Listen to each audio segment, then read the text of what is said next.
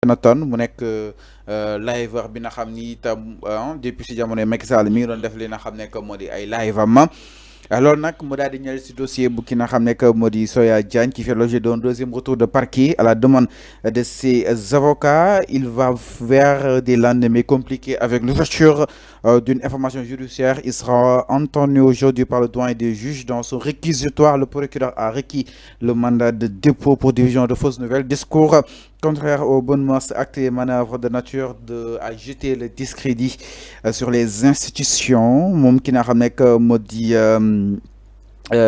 même s'il a repris un poste du célèbre Akhenaton, moom Soya Diagne nag jàppale ni itam nekkul kenn ci procédure bi.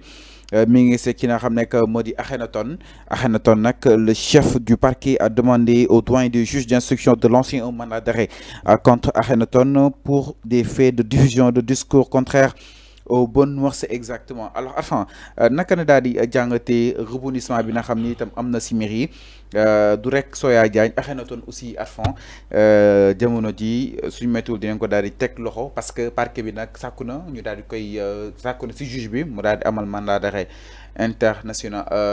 international contre lui bi nga xam ni itam mi ngi à l'extérieur actuellement.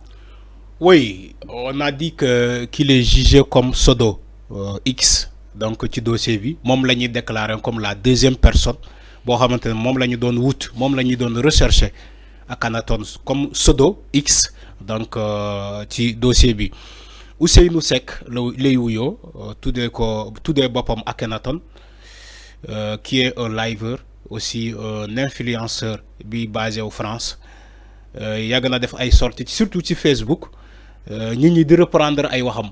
Je crois même chaîne bi ni sax day reprendre ay waxam ci jamono yële. Alors donc tey. moom la ñu ne ni que moom tamit dañ ko viser ci plainte boobu ci dossier Soya Diagne. say wax yu mel noonu. Parce que dañoo jàpp ni que dafa diffuser un discours contraire aux bonnes mœurs du loolu la ñu wax. Donc loolu moo am léegi man xaw ma ni que Akhenaton bu ñuy tuumal ni ndax moom moo def wala deful. Parce qu'on ne connaît pas la profondeur du dossier. Xamuñu lan moo nekk ci le fond du dossier. Je l'ai lu par le biais de Libération ni que Akhenaton est visé qui aussi le dossier Soya Diagne. Il est perçu comme la personne X. Soya Diagne, paraît-il, il a repris un poste du célèbre Akhenaton. Bien sûr. Il faut reprendre exactement poste. Loolu la wax. Mais Soya dafa ñu ne moom fiction la doon def léegi Soya.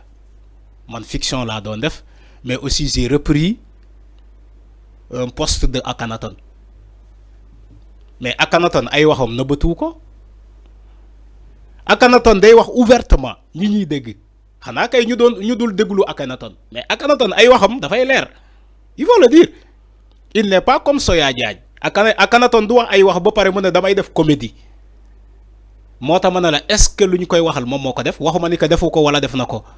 Mais j'attends la suite du dossier mais man li ma leer te wóor as Akhenaton moom ay waxam dafay leer moom buy wax day ne carrément diw day tudd day ne diw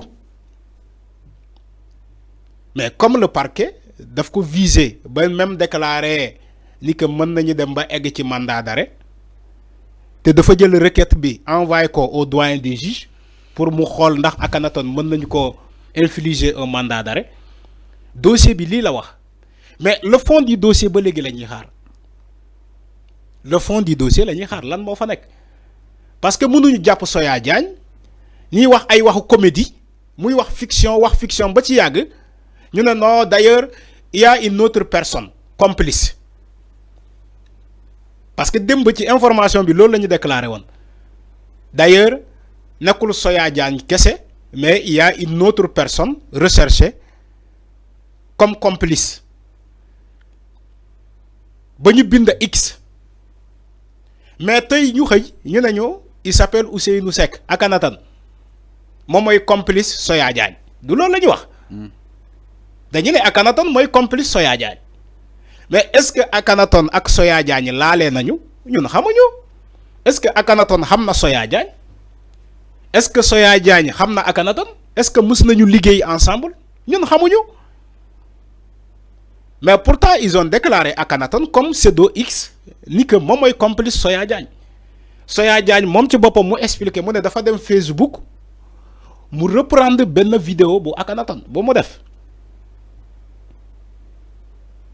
mu reprendre benn vidéo bu Akhenaton lu mu def te Akhenaton vidéo boobu on sous-entend defoon na ko bu yàgg bàyyi ko ci Facebook bi mais Akhenaton bu muy wax vidéo boobu est-ce que woo nañu ko wala jàpp nañu ko wala amoon na plainte wala dem nañu ba lancer ko un mandat d'arrêt xaw ma ku def vidéo am bu yàgg mu bàyyi ko ci Facebook Soya Diagne ñëw fekk ko ci Facebook bi mu reprendre ko ñu ne dañuy déclarer Akhenaton comme complice waxuma xawma yoon lan la prévoir foofu benn vidéo bu yàgg ñu andiwaat ko benn nit reprendre ko ñu déclarer ko complice. donc su ma la déglu baax da ngay jël défense Akhenaton déedéet dama ne ba léegi xamuñu ñun ñëpp xamuñu jëluma défense Akhenaton de dama ne ñun ñëpp xamuñu est-ce que Akhenaton xam na Soya Diagne est-ce que mës nañu liggéey ensemble bay nekk complice am je pose des interrogations parce que dossier boobu leeragul ba léegi même quand il voit Libération écrit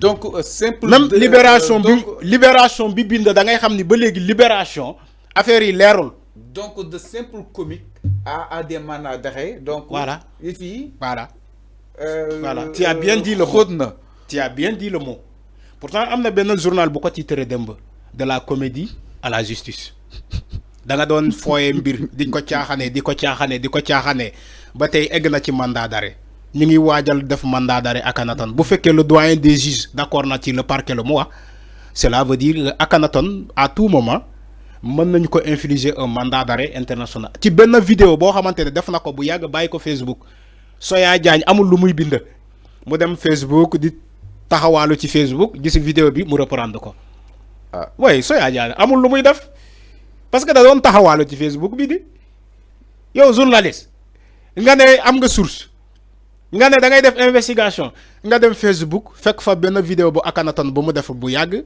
nga jël ko reprendre ko ci say écrit ba ñu déclarer tey Akhenaton comme complice sa complice la c'est pas sérieux d'un journaliste lii laa doon wax ci Soya Diagne parce que nit ñi xamuñu ko man c'est la première fois que j'entends ce nom là Soya Diagne xamuma ko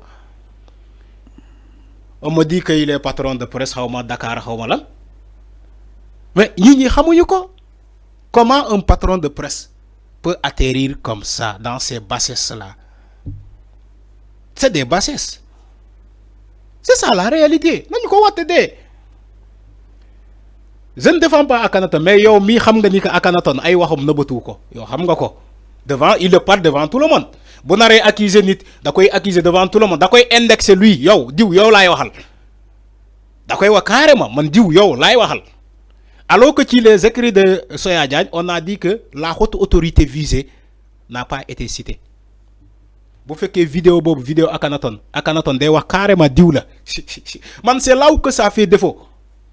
Donc enfin devons respecter les autorités. Bien sûr on doit respecter les autorités. nekkul ñu yëkkatee teg ko seen kaw. mais dañoo war a respecter autorités yi. mais ba tey xamuñu ku ñuy waxal. D'accord xamuñu ko ñuy waxal ci presse bi d'accord.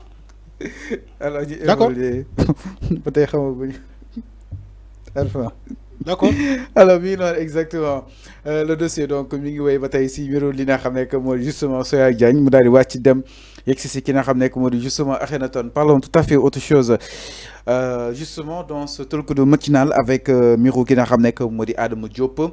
li nga xam ni itam c'est que nag ak ay doom Mbodj ba waral nañu daal dem si kanam yoon ak wàllu yoonal Adama Diop mu nekk benn partisan bu li nga xam ne que moo di justement bu Pastef mi milité si boobu dañ nga xam ne que moo di parti nag mujj nañ ko daal di yóbbu kaso ginnaaw action bi nga xam ni itam ay doom Mbodj def na ko si allant dans ce sens donc nag Adama Diop influenceuse connue sur les réseaux sociaux.